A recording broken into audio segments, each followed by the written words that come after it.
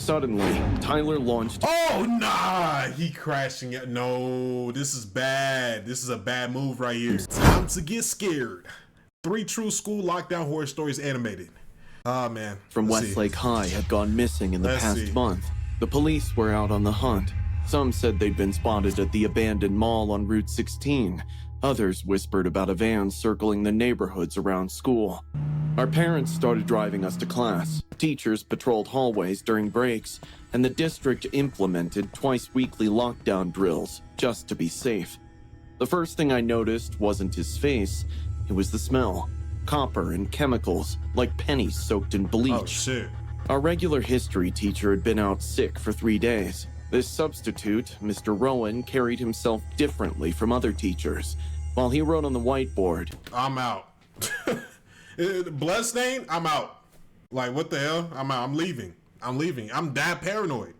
He ain't gonna catch me lacking. His sleeve inched up, revealing a dark stain his hasty washing hadn't quite removed. I was still staring, trying to piece it all together, when the lockdown alarm blared.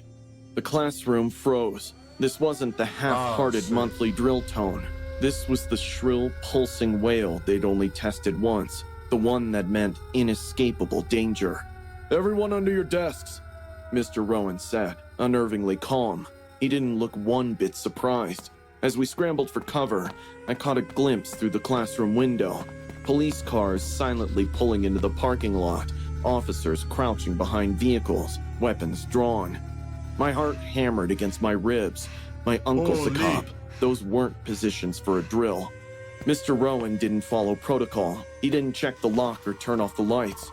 Instead, he pulled down the blinds with deliberate slowness, watching the police through the narrow gap. Something changed in his face, a tightening around the eyes, a twitch at the corner of his mouth. That's how I knew they were here for him. I reached for my phone, but his hand clamped down on my wrist. His grip was crushing, nothing like a teacher's warning. What? Damn. That's supposed to be the first thing you grab and get under, bro. Damn, she just left her phone on the desk like that. And she could have been sneaky, like, as soon as he was like, look at the window and shit, boom, take the phone. They went touch. No phones, Hannah. His whisper had raised the hair on my neck. I know you're a good girl. We hadn't done roll call. His other hand emerged from his pocket holding a hunting knife. Not a small pocket knife, but a serrated tactical blade at least 6 inches long. The kind hunters used to gut deer. The fluorescent lights caught its edge as he turned it slowly. Everybody's phones now. Tyler caught my eye from beneath his desk. His jaw was set, and I recognized the look. The same one he'd had before breaking his arm jumping off Miller's Cliff last summer. Reckless determination.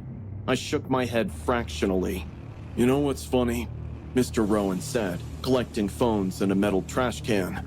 How easy it is, walking in with a briefcase and a smile. He chuckled.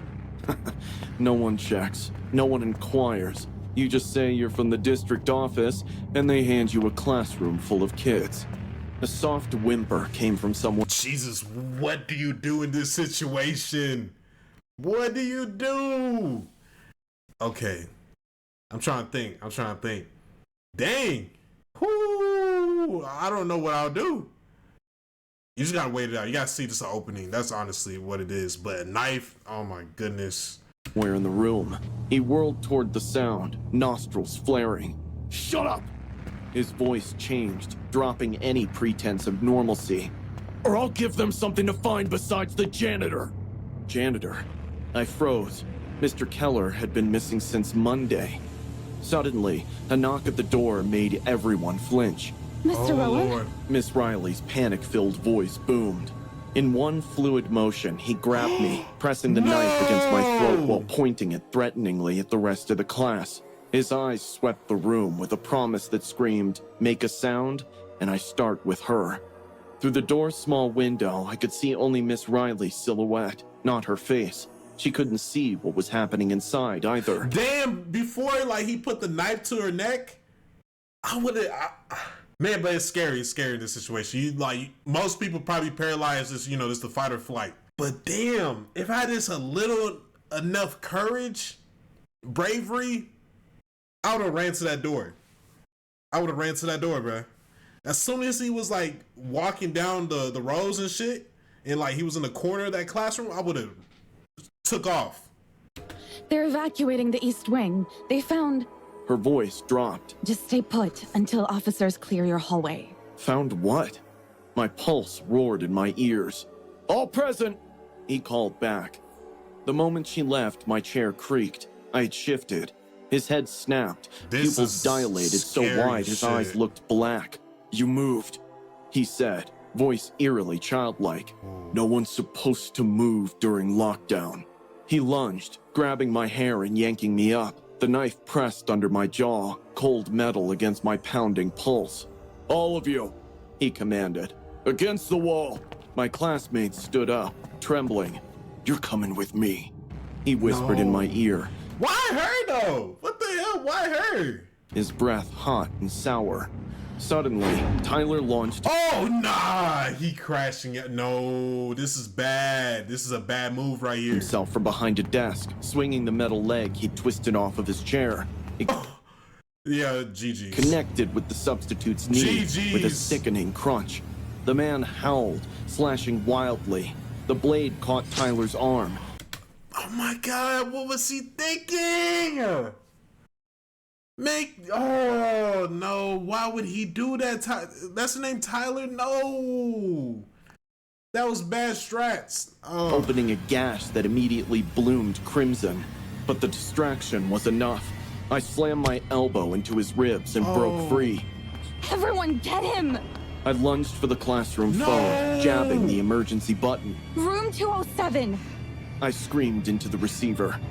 He's got a weapon! He's not a teacher! The substitute's face contorted with rage. He limped toward me, knife raised high. I've gutted people for less! He snarled, lunging forward, but Tyler tackled him from behind. They crashed into desks, a tangle of limbs and blood and fury. Other students joined in now. Why are they walking? Why the fuck are y'all supposed to jump him? Desperation overcoming fear, throwing books, chairs, anything to slow him down. The door burst open. 2 officers rushed in, weapons raised, shouting commands that blurred together in my adrenaline-soaked brain. The substitute was pinned, cuffed, dragged upright. As they pulled him past me, he turned, his face inches from mine, and smiled. Promising, terrible, like a death mask carved from flesh. You disappoint me, Hannah, he whispered, so softly only I could hear. I know where you sit, what you smell like when you're afraid. They shoved him forward, but he looked over his shoulder, mouthing 2 words. Next time. Later, we learned the truth. Samuel Ketch was a man wanted in 3 states for crimes against kids and teenagers. He'd walked out of a maximum security psychiatric ward 2 days earlier, leaving 3 orderlies dead with their throats cut, the same way they'd found Mr. Keller, our janitor, stuffed behind the boiler in the East Wing basement. The real substitute had been found in the trunk of his own car, 3 miles from the school. Sometimes at night, I can hear that soft click of the box cutter. I've switched schools, but I check the substitute's cuffs every time a regular teacher is out. Holy. I keep replaying that moment in my head. The moment when Liam let go of my hand. The moment I should have held on tighter. It was supposed to be a normal Friday. Mr. Carter droning on about quadratic equations while I texted Liam about weekend plans. Just 2 more periods until freedom. No one saw it coming. Ryan had always been strange, quiet, lurking in corners, staring at people for too long. But he was just another weird student at our high school. People made fun of him, but I tried my best to be nice to him. We exchanged smiles a few times in the hallway until Liam told me that he was getting creepy vibes from him, and I stopped looking his way. Then, he was lost in shadows.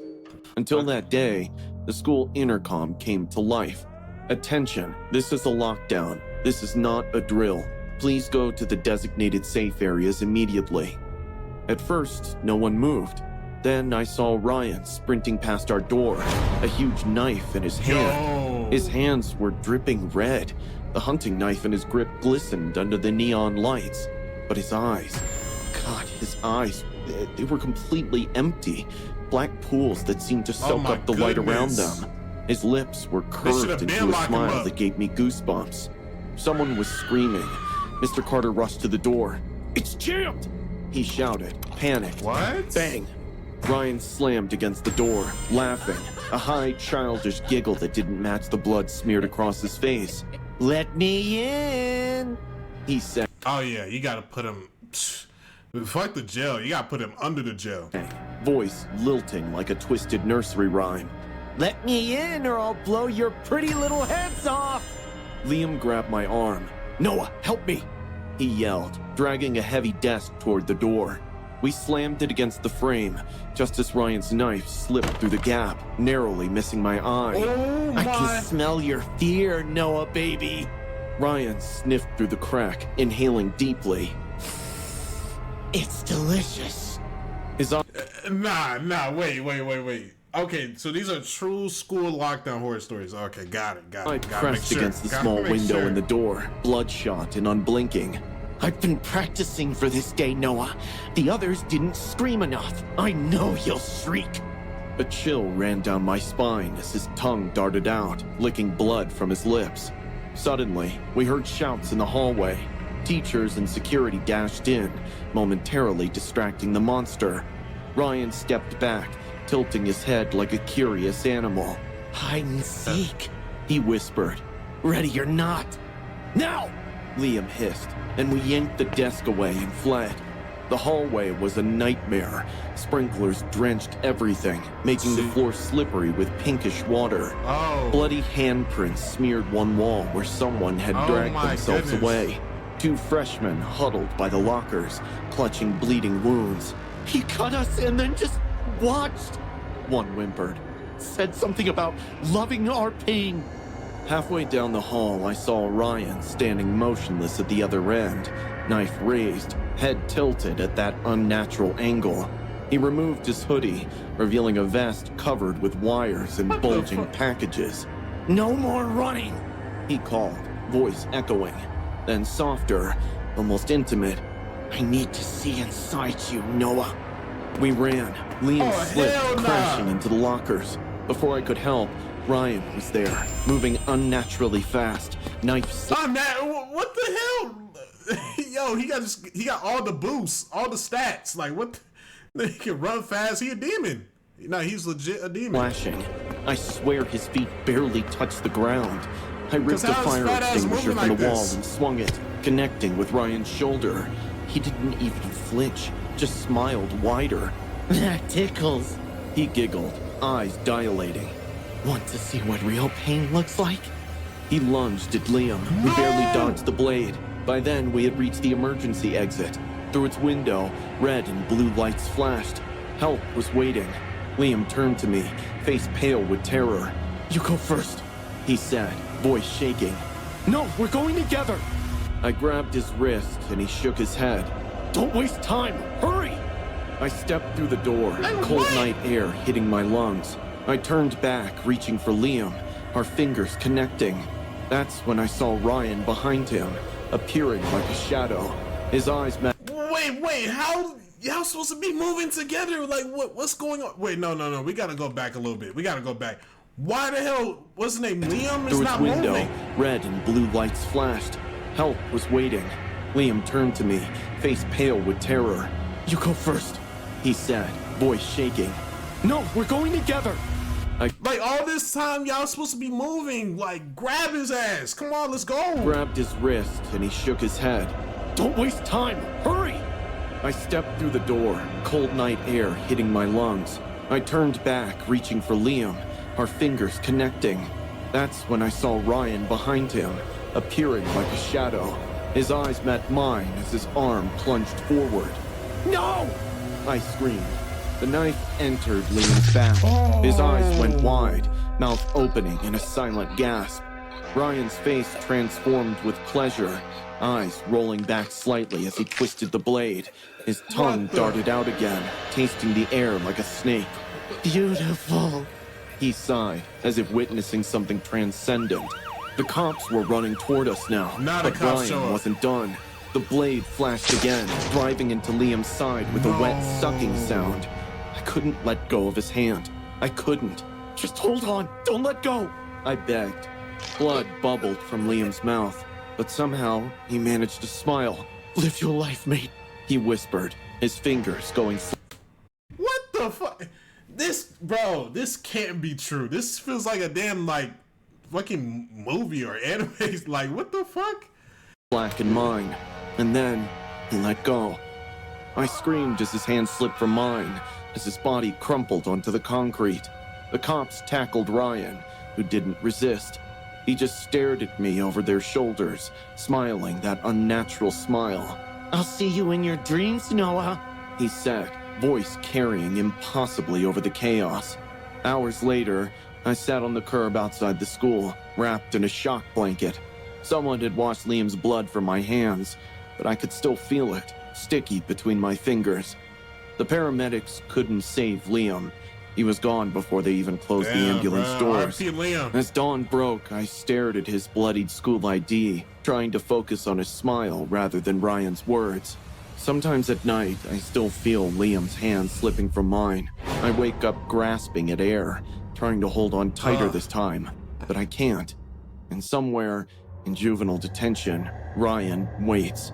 The guards report he doesn't sleep, just sits perfectly still, staring at walls, smiling.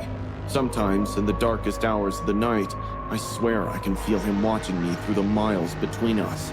And in my dreams, he whispers that he's coming for me, that he wants to finish what he started, that he needs to see inside me. Yo, that was the most terrifying story so far. Yo. I was halfway through my second cup of coffee when the call came. It was Mrs. Gallagher, my daughter's homeroom teacher. While sobbing, she told me the school was in lockdown as a mad high schooler got in with a gun. The mug fell from my hand and shattered on the kitchen tile. I grabbed my keys and raced out the door, already dialing 911. I ignored the traffic laws. The only thing in my head was Bloom, my daughter, my only child. She was... Oh my God, I gotta be the word. Oh my God, that's a fucking nightmare. Oh my goodness. Your like kid is in a fucking lockdown. There's a shooter there. Oh, nah. All that was left of my wife Claire, who died 5 years ago. I'd raised Bloom alone, shielding her from everything. And now she was still in a school with a kid with a gun. The outside of the school was in total chaos. Police cruisers, ambulances, and fire trucks blocked the road with their flashing lights illuminating the pavement with violent streaks of red and blue. Officers in tactical gear yelled orders into the radio. Parents were gathered at the barricade yelling for their children. I shoved through the crowd, barely able to breathe. Derek, step back! It was Officer Brady from my neighborhood. I grabbed his sleeve, my voice raw. My daughter's in there. She has asthma. Man. She could suffocate. Let me in. He shook his head firmly. We have it under control. You need to stay back. You don't understand, I hissed. If she panics, she could collapse. She needs me. Brad's expression didn't soften. Man. We'll get her out. You just have to let us do our job. For a moment, I stood there, fists clenched and my body shook with helpless rage. I could hear the cries of parents ringing in my ears, but I was not going to be still while my daughter was in there. I slipped back away from the crowd and gingerly walked around to the back of the building. I discovered the loading dock, which was completely empty. There were no officers and no barricade. That's when I saw it, a window, slightly open, big enough for me to squeeze through. I didn't hesitate. I pushed the window up, climbed up onto the ledge and fell inside. My hands stung after the fall, but I didn't care. I was inside the building. The hallway was dark, with flashing emergency alarms projecting dim red lights. The sounds of faint sirens wailed in the background, but were muffled by the heavy silence. I moved slowly, hugging the wall. My breath came fast and shallow. Every step felt too loud. Suddenly, a loud gunshot made my ears ring. Down the corridor, windows shattered, sending glass cascading onto the tile. My legs locked for half a second, but then I moved, faster now, toward Bloom's classroom. I knew precisely where it was. Turn left, room 214. I spotted her through the window. She was crouched under a desk with 4 other children. Her little fingers held onto her inhaler, but she was gasping too much to use it currently. Her lips were pale, and her chest rose and fell in small, short breaths. I didn't care if I exposed myself. I opened the door. Bloom! I hurried to her and got to my knees. Her eyes widened in recognition, but there was no voice. Her fingers were fumbling with the inhaler. Breathe, not baby, just like we practiced. I could hear the shake in my voice, nice and slow. Her hands were too shaky. I took her small hands and guided the inhaler to her lips. Take a deep breath. Hold. Okay, count to 3. That's my girl. Behind me, a boy maybe 10 years old pulled at my sleeve, barely supported by his voice. He's coming. I stiffened. Footsteps. Heavy, slow, deliberately. The shadow appeared first, stretching against the wall. Then he stepped. No, my goodness, bro. Oh my, bro. What the fuck do you do in this situation? You just gotta just like fucking cover your daughter. Just cover your kid. I hope she doesn't get hit. Into view. A kid, probably no more than 17 or 18. His face was still a mess of zits, but his eyes were empty. He was carrying a shotgun in his hands. His eyes were flicking to the classroom door. He couldn't see me yet. Move, Derek. Now. I shoved Bloom into the wall, leaning against her. He lifted the gun and fired. The tube lights overhead shattered, exploding glass. The kids screamed, crying under their desks. Bloom was holding on to me, squeezing my arm with her fingernails. I didn't think. I lunged. Oh! Hey! I yelled, grabbing a chair. No, why would you say hey? No, that's bastard. But it's adrenaline, bro. You just say anything. You just do anything. The metal leg smashed into his ribs and he stumbled backwards, the shotgun falling out of his hands. Run! I screamed. The children took off, gripping one another, sobbing and finding their way to the hallway. Bloom's legs weren't holding her, and her air was short, but she still moved, breath short and quick. Go, baby, don't stop! I shouted. The assailant regained his footing, charging me into the wall. I hit my head on the plaster and my eyesight blurred.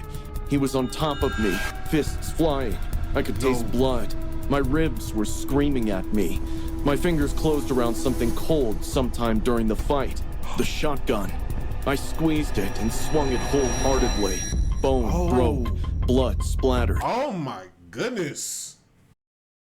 Nah, he's a better man than me. I would have shot that shit. I would have blasted his ass. Dang. He sagged onto the tile, moaning. I outstretched my arm as I rolled off the floor. My ribs were writhing, and my knees wanted to fold in on themselves, but I forced myself to move. As I staggered out of the building, the first thing I saw was Bloom in Officer Brad's arms, crying uncontrollably with her face buried in his chest. Bloom! I yelped, my voice cracking. Her head snapped up. She broke free from Brad's hold and ran toward me, arms outstretched. I held on to her, gripping her so tightly. I worried that I might break her. I felt her tears soak my shirt. I kissed her forehead, again and again, swallowing back my own tears. I'm here, baby, I have you. You're safe. She was alive. She was safe. And so was I. Woo. Yeah, that man became the hero, bro. Sheesh. I was so scared he was gonna die and shit. But yeah, that was crazy stories, like, man. But that second story, I said, man, why does it feel like some damn like anime? Like the way he got stabbed and said he smiled as he got stabbed. I don't know. But if it's true, man, RP him. RP Liam. Sheesh, man. Let me know what else videos y'all want me to react to. Peace.